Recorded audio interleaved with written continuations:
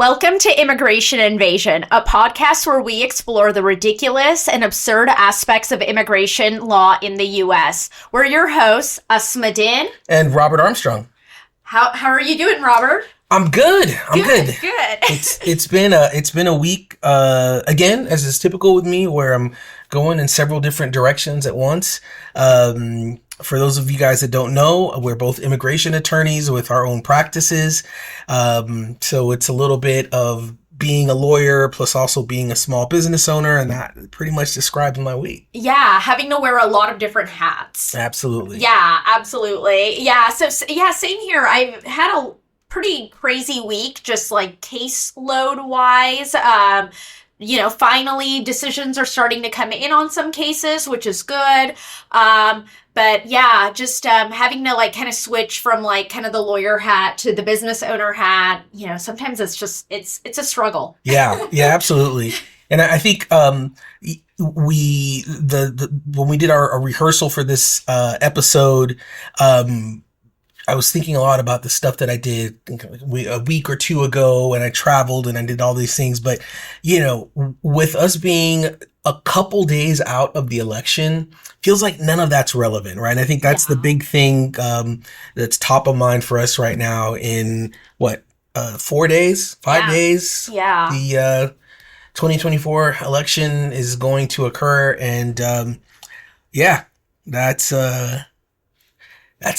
eating a lot of real estate upstairs for me, I will say. Yeah, absolutely. Same here. I think it's weighing on a lot of immigration attorneys' minds for sure. But and we don't want this episode to be about that. All we want to say is that, and I'm sure most of our listeners have already voted. But if you haven't done so, make sure that you do take the time to make sure that your voice is heard, and the voices of immigrants are heard. Absolutely.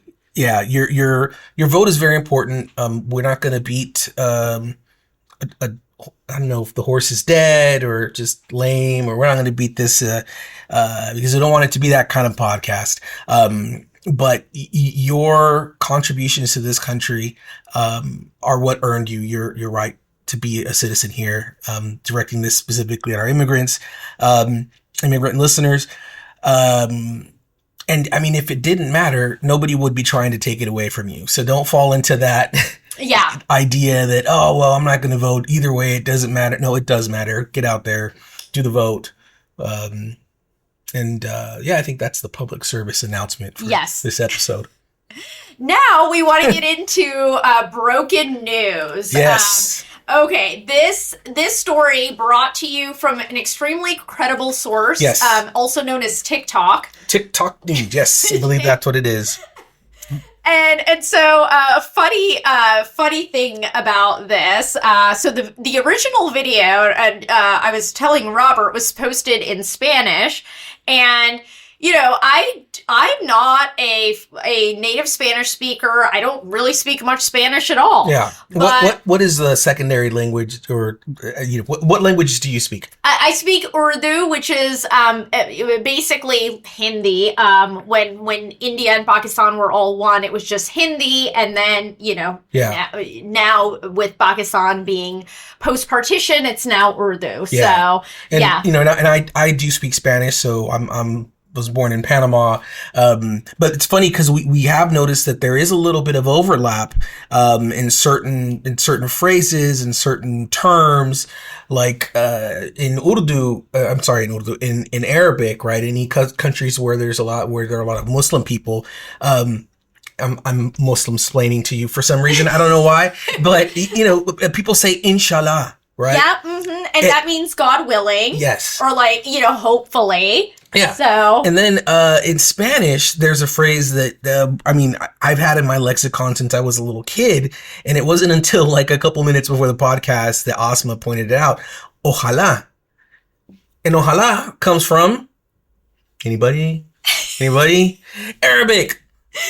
And we know it's true because I just Googled it. So so there's definitely overlap in that experience. So I am not surprised that your latent ability to understand Spanish came out when you most needed it. Yes, absolutely. Absolutely. And it just goes to show that I am fluent in gossip because that's really what this was. Se habla chisme. Se habla chisme. So this video was posted in Spanish on TikTok by a young lady who is a U.S. citizen, and she lives in like San Antonio area of Texas. And basically what I got from it was that she was going through her boyfriend's phone because she needed some photos that they had taken together from a vacation that they went on. So she's like scrolling through the like little photo gallery on his phone, and you know this guy, very smart man, had screenshotted his Snapchat messages. It defeats the whole purpose of Snapchat. I know, right? And so he had done that and he was talking to another woman, and that's what the messages were, and very clearly had cheated on her. And so this idea comes to her mind of like, well, you know what? We have a day off coming soon, me and my boyfriend, and he loves Six Flags. So I'm going to tell him that I'm going to drive him to Six Flags. Yep. And that's how you get him. Yeah. And so keep in mind that there is a Six Flags in San Antonio. And so I don't know how long this guy was asleep for, but when he woke up, he saw a flag, but it was not one of the Six Flags. One of the Six Flags. It was the seventh flag. The flag of Mexico, and the ride that he got was not the Batman coaster. Yeah, absolutely. Absolutely. So, like, crazy story. And so when this news story broke, that same week that it broke, I remember I had like 3 like people who had consulted with me. They were just like very upset US citizens who like felt like they had filed paperwork for somebody who either like cheated on them or left them, and so they kind of had all this like bitterness like during their consultations with me. And, you know, a lot of it was like, how can I get this person out of here, right? Do you guys take revenge cases? Yeah. Like, do you guys take revenge cases? And I'm like, no, I don't. No. But there is this video on TikTok. Yeah, exactly. It's this instructional video. It's if you want to DIY, maybe you can try it. It's not legal advice. We're not suggesting you do it. Whomever, you know, the idea of it is brilliant. I mean, I don't care if it's not 100% true even, because just the idea of it. Yeah. And I think we all have had consultations where, you know, one partner, the petitioning partner, seems to be way more in love with the person being petitioned, right? Yeah. And, you know, the vibe's a little off, but sometimes those relationships work out. Yeah. But then even among those, there are a couple of them where they stick out even further, and it's pretty clear that one person thinks they're really slick or really shady, and they're getting over on the other one, not being truthful about a whole lot of stuff. And I frankly don't feel bad when they get their comeuppances, you know, I really don't. Yeah. Because and I remember we were talking about this because I kind of struggled with this a little bit, where I was kind of like, okay, like, you know, in one sense, right, like, and you know, you hear this story and you're like, F this guy, F cheaters, right?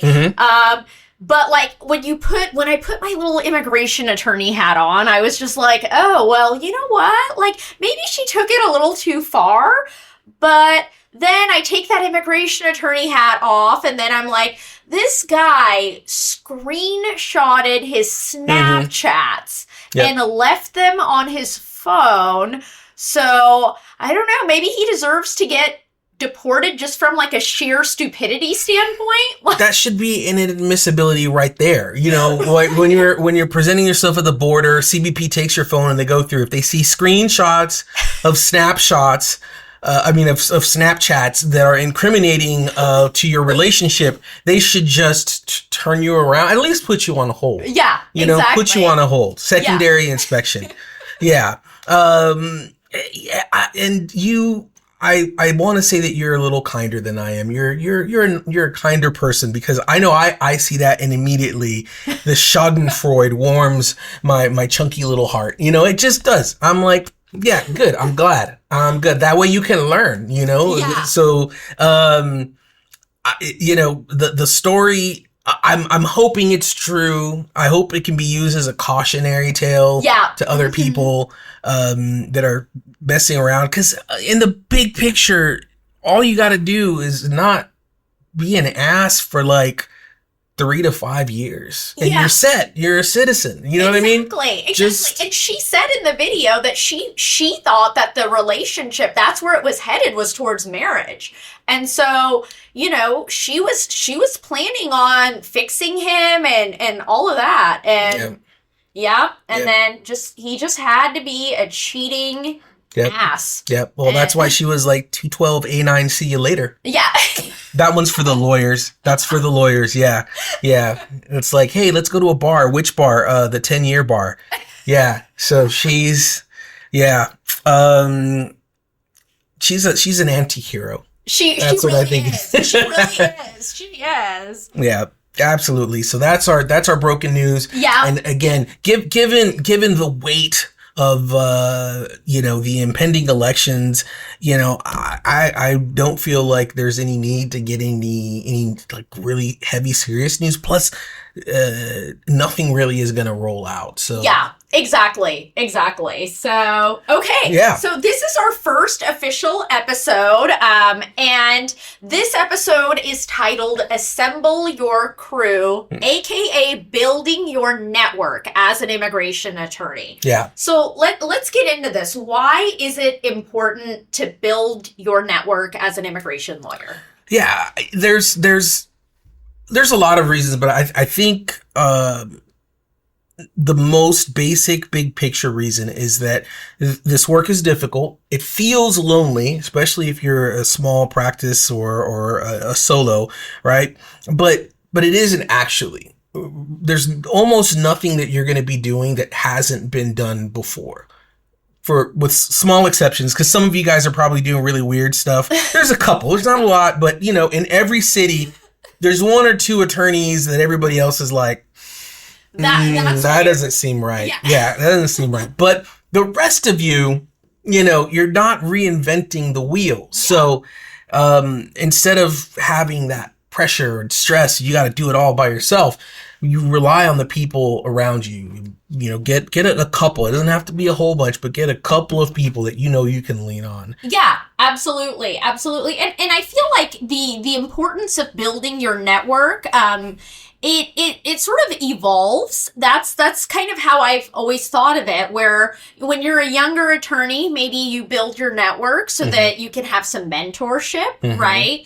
And then as you get more established, you're building your network to kind of see, like, you know, maybe you decide, you know what, I don't like these type of cases. I'm busy enough. Here's who likes these types of cases and is good at them. And here's who I want to send these to, right? Yeah. And then, you know, also as you kind of grow and evolve and your practice does, particularly if you're on your own, you kind of need to build your networks in the sense of like seeing who in your immigration attorney community that you see as somebody that you want to model your practice after. You really like the way that they have built their practice up or the way that they do business. And so you want to add those people to your network. Yeah, definitely. I think another benefit is when you're more established, it's easy to get stagnant, I think. And bringing in new people to your circle, whether it's younger attorneys, you know, people that are interning or looking for internships, injects the fresh air, a little bit of fresh air, right? And and that's important because I don't think you realize how fast time flies and how quickly you get settled into your own habit, your way of doing things.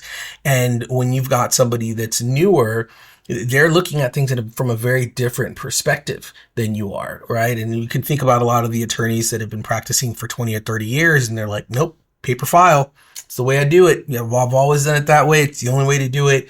And obviously, for the most part, practices have moved away from that, right? Absolutely. So there's got to be stuff like the younger attorneys and interns and stuff like that are going to be bringing to the table that we're just like, well, in my day, we used an iPad, whatever. I think, in how they like brand and market their practices in particular, like they're using a lot more social media. And so, that's definitely one thing that, kind of the older attorneys can definitely learn from. And also just how they like view cases and using AI. I think that's another thing as well. Like I think a lot of the older attorneys some of them might be like, oh, I'm not touching this, right? Mm-hmm. But like, I think, the younger attorneys might be, kind of integrating a lot of that into their practice in ways that, some of the older attorneys might not be aware of. So, yeah, definitely. So, I mean, I think it is a journey that building your network should occur organically as you go through your practice, as you travel down the road of your practice, because the people that you meet may fit one part of your journey and maybe not fit so much at a different stage. And so you don't want to get to a point where your older network has kind of moved on and you're just there with nobody. So you think you continue to do that. Yeah, absolutely. Absolutely. So let's talk about how to build your network. So let's kind of talk about different ways in which you think people can utilize or use to build their network. Yeah, one of my many sayings, I have many sayings. Most of them are pretty dumb or inane or whatever, but I have them. And one of them is showing up is slept on, mm-hmm. right? And that means, just show up to stuff, whether it's, networking events or someone invites you to go have lunch. I know it's a little bit, it seems like it's a little out of fashion after the pandemic and everything went to Zoom and digital, but there's just not the same type of room for making connections when you're doing things in Zoom as when you're in person. Yeah, absolutely. Yeah. And I know we've Robert and I talked about this quite a bit because, we've been now practicing for over 10 years, both of us. And back when pre-pandemic, I mean, the courtroom, that was how you met other immigration attorneys, particularly if you practice removal defense. That was how it was there, USCIS. And so, in this like kind of post-pandemic world where, most of the judges are allowing us to appear via Zoom, a lot of us are taking advantage of it because we can get work done in our office, while we're just waiting for the judge to get to our case. And so, if you're doing that, I think at least showing up, right, for CLEs, for like non-court stuff, and again, USCIS is all in person. So, I think that there are definitely opportunities still there post-pandemic. Yeah, I agree. Because court, when we first started practicing, anytime you went to court, it was like going to, being in the hall of high school, right? And you had all the attorneys kind of lined up there, leaning against the wall, and the different cliques or whatever. It's still has some of that vibe, but much less so because of that online component.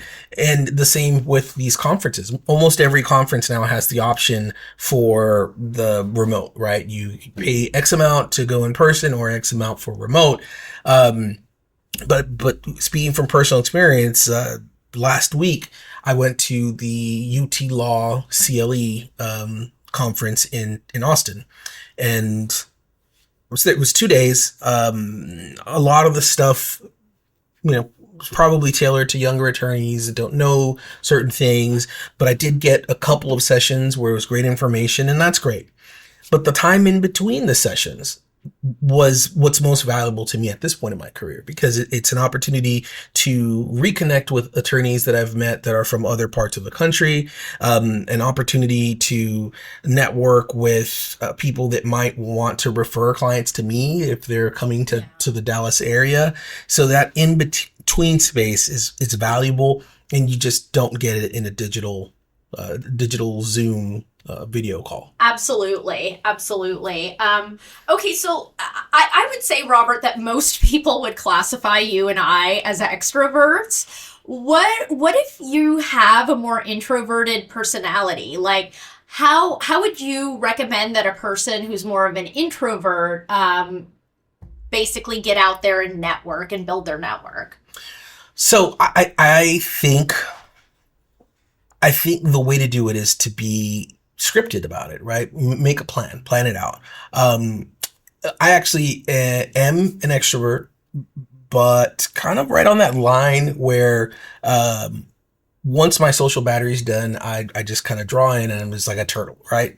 And because of that, I actually get along really well with introverts, and I'm surrounded by them. Like my wife, both my daughters are introverted. And it seems that they do best when they're in a situation where they kind of have a plan. So if you're going to a networking event, just kind of get an idea of what you're going to do when you're going there. Like, I want to meet, make 2 connections, or even so far as saying, hey, I have this particular routine. Like me, whenever I'm going to a networking event, if I don't know anybody, I'll walk around the edge of the room and kind of look for people that are either on their own, or in smaller conversations. It's not necessarily getting into the big crowd of people that are the most excited, but looking for those small opportunities to make one-on-one connections, being more of a person than a people person. Yeah. I really like those suggestions a lot. I think that those would really help people with kind of more introverted personality types. And I think also something just simple is that I thought of initially when we posed this question was, now I think with technology, it makes it a little bit easier for people with more introverted personality types to initially make a connection request, for instance, on LinkedIn with somebody that they really admire, that they want to follow. And then once they kind of are at like a comfortable level to reach out, to then send a message and like kind of have a back and forth. And so, one thing I will point out that I think that's very special about the Immigration Bar is that I feel like, that we're one of the nicest bars. Like, we don't see each other as competitors. And I genuinely feel like most immigration attorneys do want to provide mentorship and like help out. And we kind of, are all united against like this fight. And so I wouldn't hesitate to reach out to an immigration attorney. Every time I've done so, I've only been met with just kindness from the attorney that I reached out to. So yeah, it seems like it's not as hostile because most of the attorneys that you're interacting with are going to be on your side of representation, right? Yeah. The government attorneys, whether they be judges or working for ICE, DHS, they don't usually go and network and connect outside of work in the same spaces that you do. Yeah. And while there's definitely value to networking with them when you get an opportunity, most of that time is going to be with clients that represent people as respondents or applicants or beneficiaries, etc.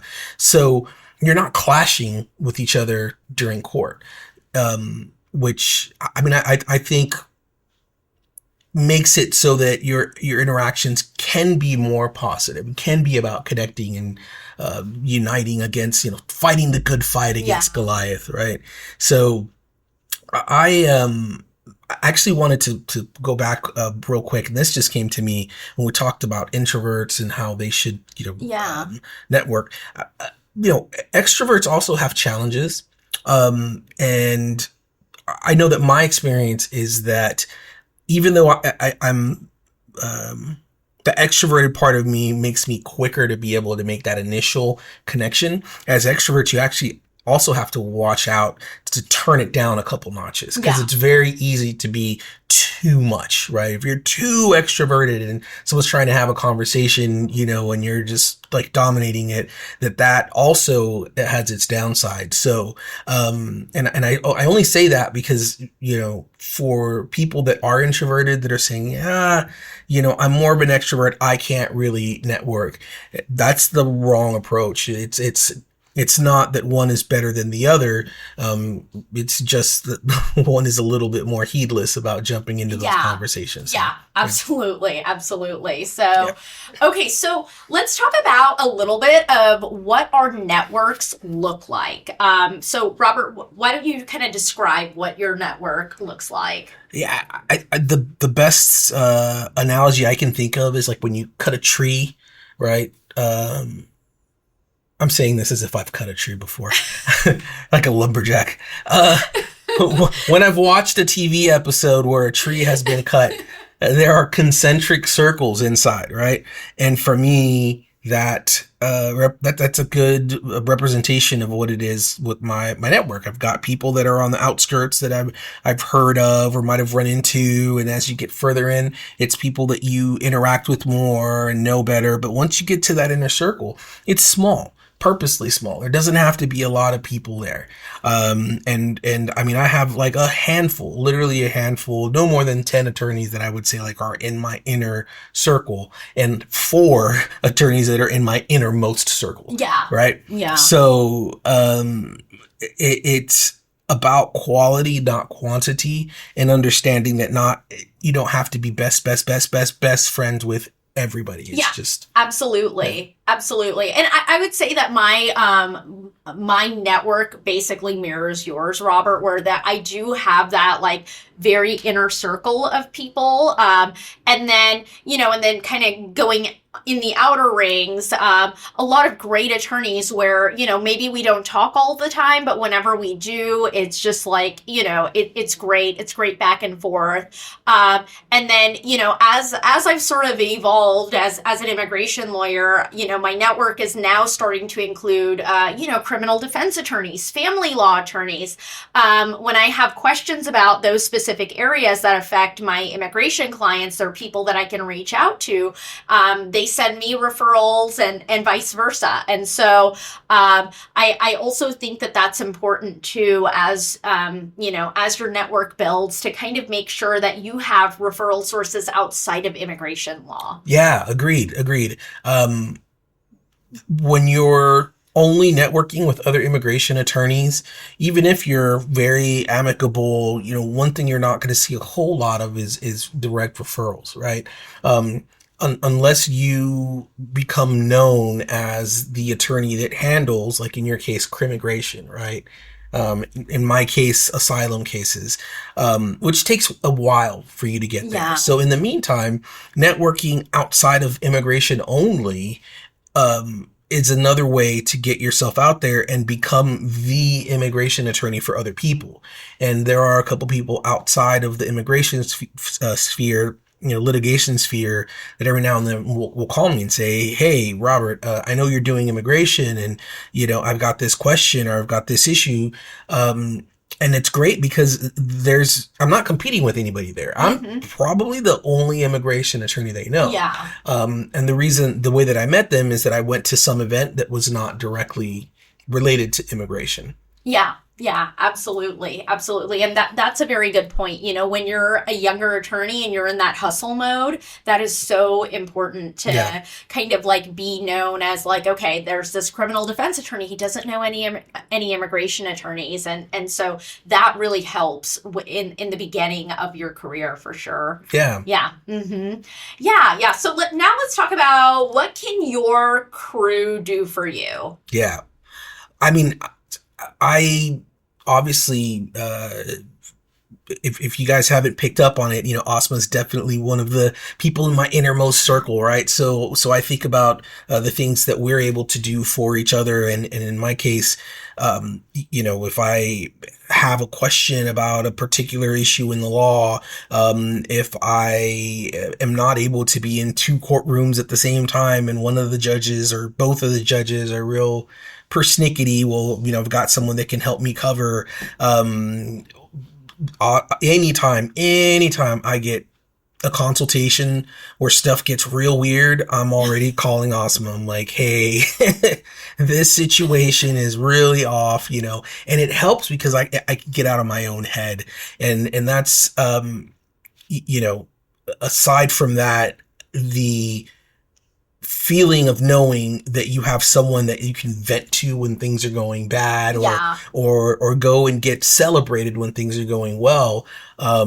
Those are probably the most the things I get the most often out of having my inner circle. And I think the victories are so important to share within your inner circle or your crew or your network, just because we all know, particularly with removal defense in Texas, the victories are very hard fought. Yeah. Extremely hard fought. And your spouse, your loved ones may not understand, they might not get like, oh wow, like how difficult it was to get that victory. And I think that's kind of where your crew comes in to kind of help you celebrate that. Right. And so, I think that's a very important point. Yeah. Here, so what about you, Asma? What has your circle done for your network done for you? So, the first thing that came in mind when this question was posed was like, this time last year, I was super, super pregnant, like very, very pregnant. And there were a few cases that I had. Of course, this always happens, like when the craziest moments of your life, like all of your like kind of weird or difficult cases start getting scheduled for interviews, either with USCIS or in immigration court. And I had a particularly difficult adjustment of status case, and I still remember this from last year. And I had called Robert. It was somebody who entered with a CD visa. And he had entered the country with his CD visa, but he didn't have a contract to work as a crewman. He had previously worked as a crewman, and he basically his notation on his in his passport was just CD. Like basically under the law, what BIA had said, my argument was that he did not in fact enter as a crewman. And I remember that Robert had covered this case for me because I was so pregnant. I was so pregnant that my OBGYN knew that I was nuts, and she specifically told me like, hey, like don't appear for things anymore. and so I had told Robert about this. I was like, this is kind of like a weird set of facts. Like, I really think that like this is like we're going to prevail on this. It's just we're going to get pushback from USCIS. And Robert went in there, like, really, like, was, like, kind of went and, like, argued with the officer, got me on the phone, and, the officer was saying all sorts of, like, dumb stuff that was, like, not the law. Like, it was great, because everything she said was so incorrect, like, and he had me on speaker, and I remember being on my on my notes thing in my phone, and just typing it out. Like, she literally said that all we do is look at CD and assume that they came as a crewman. And I was like, oh, wow, this goes completely against everything that the BIA has ever said. Well, I thank you for telling me that. Yeah. Very specifically. Yeah. Very specifically that. And I just remember that case because then, got the denial, said that, oh, we believe that he's not eligible for adjustment. And all like the same stupid stuff that she said over the phone was also in the decision. And then, appealed it, and, thanks to Robert, thanks to him for like making those arguments and getting me on speakerphone when that was going on, we won. And that is just an example of what your crew can do for you. You know, don't have people just show up for you. You really want them to show up for you. Yeah. And that's really the benefit of having a network, having a crew, having people that you respect, that respect you. Yeah. So. Yeah. I mean, very, very well said. I mean, once you've developed that trust, you just know that you can count on them. You know, I mean, at a subconscious level, right? Yeah. And I've I shared this with Ozma and you know before. Ozma showed up in one of my dreams once, right? I had and this probably happened right around the time Judge was it Hannon or Hanlon or whatever it was just struck something down, or I mean, he's several of them, and it just bothered me at my core, right? And in this dream, I was at the airport and I was, being detained and hassled, and they were like talking about deporting me back to, you know, to Panama or whatever. I'm like, I'm a citizen. And they didn't listen to me. And I just remember in my dream, I was yelling, I was like, call Ozma, she's my attorney. You know, like that's how you know you've got your inner circle, is like when you have dreams of being deported and like your inner circle shows up behind you, like. Absolutely. Absolutely. Yeah, absolutely. So it's, you know, it makes this crazy, tough, insane area that we work in much more livable. Yeah. Yeah. I definitely agree. All of that. Yeah. Yeah. So before we close off this topic, something that came to mind as we were talking, right, is that one of the things you can do to make it easier once you've identified somebody that you want to be in your network is think about what you provide to them, right? Yeah. And kind of lead with that. Whether it's, if you're a college student and you want to be an intern, you know, you lead with that.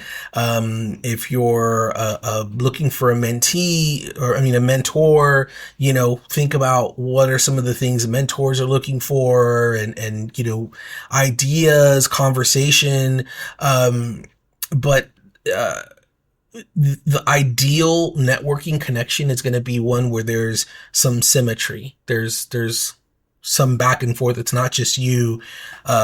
You calling somebody every time you have a problem is not a network. That's not how you network, right? Like, yeah. Mm-hmm. Those people get put on the most external of the concentric circles, right? Yeah, absolutely. Absolutely. So yeah, I think that's a very good point though.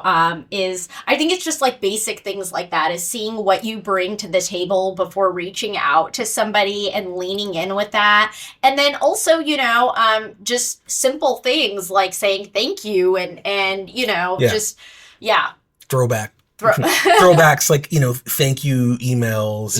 Exactly. Yeah. I love the throwbacks. Yeah. Classics. They're classics. Okay.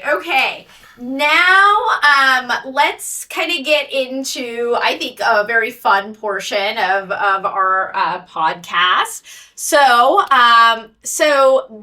okay, this portion is called Hit or Kit. Hit or Kit. Okay, and so where this comes from is if you grew up in an immigrant household, mm-hmm. there was always like a box of cookies that you would find. It was usually like a blue Danish cookie box, and you'd get excited, and it was always hidden somewhere, mm-hmm. and you'd open it, and basically 9 times out of 10, it would be full of sewing supplies. Yes. And so this is what this is we kind of throw some immigration news or rules or... Yeah, proposed law. Yeah, we talk about it, and we, you know, we'll tell you what it is. We'll tell you if it's a hit or a kit, and then we'll explain why. Yeah. And it's kind of a throwback to radio stations when they played new music, and they're like, we got this new music out for you right now. It's hit it or quit it. Give us a call. Let us know if you want to keep it or not, blah, blah, blah, right? Same thing. It's we're going to be looking at it and thinking about if this is something that's good for the immigrant or bad for the immigrant. Absolutely. Right? Good for attorney, bad for attorney. If it's good, we hit. It's a hit. If it's bad, it's a sewing kit. Absolutely. So, okay, let's get started. So, okay, so keeping families together, the Parole in Place program that was put forth by the Biden administration. So, just to give a little background on what this is, this was proposed back during the summertime, I think initially, and it's meant for people who a lot of people who were eligible initially for the waiver process. You have to meet certain qualifications to be eligible for this, like I believe the immigrant had to have been here for 10 years, married to a U.S. citizen by a certain date. And so, they put this program in forward because the waiver process was just taking such a long time. It was creating such a backlog. And it's resource intensive to the government as well, right? Absolutely. And so, people were very excited about this because I think there was a lot of fear for a lot of people who were going through this process where they came from places where it was scary to even go back for like a week for the interview process. And of course, it's scary departing, not knowing whether or not you're going to get approved for the immigrant visa. Yeah. So, about a week after the program rolls out, almost to the day, Texas, of course, and a bunch of other states kind of lead this lawsuit against the Biden administration with Parole in Place, right? Kind of going forward. And so right now, the posture of the case is that it's currently set for hearing in district court on November 5th in Tyler, Texas. November 5th is just going to be a crazy day. Yep. And so, hit or kit? Okay, yeah. So this one's tough, right? Yeah. So we're gonna have to check it because it started off like hit, but it's kind of kit. Yeah. I don't know. Okay. I don't know. Let's see. Pop it open. Let's see. Let's pop it open. It's kit. It's a kit. It's kit. It's sewing kit. Yep. Okay. Needles and sharp stuff. Not delicious at all. So the reason why this is a sewing kit is that right now USCIS is not permitted to adjudicate any of these applications. They're still accepting them, but they're not adjudicating them. So, kit. Yeah. Unfortunately, and it's frustrating because it's not a benefit that's being given to a group of people that don't have other benefits available. It's a very narrow application. Yeah. But I just knew that they were going to sue to stop it. Yeah. You know why I knew? Because when they announced it, I was happy. I'm like, oh, I'm smiling. Oh no. Yeah. Oh no. Yeah. Yeah, sure enough, they and I think we all had a bit of whiplash too from like DACA. Like when they reopened DACA again to first time applicants, it was just like, oh my god, so exciting. Yeah, and Judge Hainan was like, no. Yeah. Call me Mr. Rain for your parade. I don't know that he sounds like that, guys. I don't know. I've never heard him talk, okay? But in my mind, it's just like that. Like Mr. Smithers kind of thing, right? Yeah. Exactly. Yeah. So, I mean, I don't know if this is ever going to get out of court. I don't know if it's moot at this point, because sometimes all you have to do to get rid of a law is just get it stuck in the court, like DAPA. Yeah. Right. Absolutely. So. Absolutely. Yeah. Okay. So I don't want to end not the first one. I don't want to end the first episode on Kit. I know. I have the same feeling. So let's talk a little more about kind of let's roll the dice again. Let's try one more time. Okay. So, Ninth Circuit. Ninth Circuit, as usual, put a smile on our face, and they upheld the right of asylum seekers to come into the U.S. and ask for asylum, right? We're not saying that they upheld the right for them to cross over without permission or cross over irregularly, but to be able to be let in without being metered. And metered means the government, the U.S. government arbitrarily picks a number and says, hey, we can't take more than, however many, say 10,000, right? We can't take more than 10,000 applicants for asylum per week. And so then we'll just close the border. The Ninth Circuit said, no, you can't do that.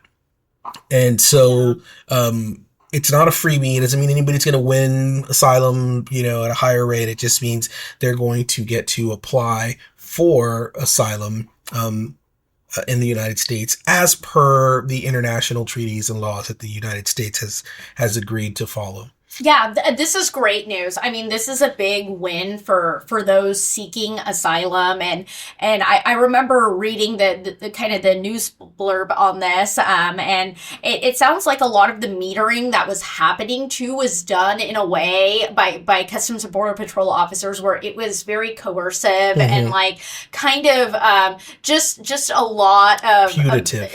Punitive, and so I'm very happy about this. Yeah. So that means that we all get cookies. It's cookies. Thank goodness. I don't think I could have taken another kit. Yeah. My heart could not have taken another kit. Yeah. Right? Exactly. So we thank you guys so much for tuning in.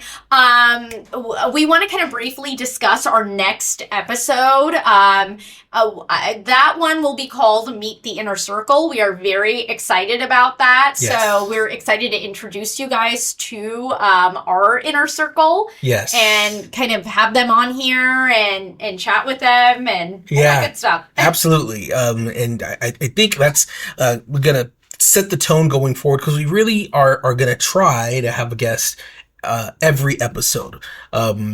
The expertise that you get from the people that are in the area is just immense, and love to just highlight them. So it's going to be a fun one, I think, for sure. Absolutely. I'm excited about it. Yeah. Okay. Well, guys, thank you so much for tuning in. Thanks for watching us. We're going to be releasing podcasts initially at least once a month. We may start having them a little more frequently as time permits. You can find us on Spotify. From Spotify, we'll be putting them up on YouTube, eventually on Apple Podcasts. So we're going to get it out there as quickly as possible. But we do appreciate each and every one of you guys tuning in. Absolutely. You guys take care. Bye.